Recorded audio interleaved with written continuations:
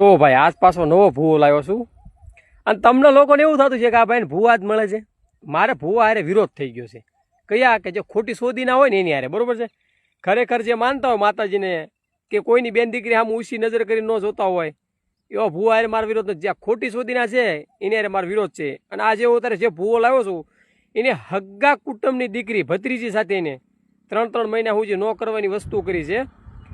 અને અત્યારે એ ભૂવાનો વિડીયો હું લાવ્યો છું, તમે જો હું તમને બતાવું છું તો તમે કહેશો કે નાના ભાઈ તમે સાચા છો. આ વિડીયો ફરજિયાત જોજો, આખો વિડીયો તમે જોજો એટલે તમને ખબર પડશે કે આ જગતની અંદર ભૂવા કેવા છે એમ, હું ન કરે એમ, બરોબર.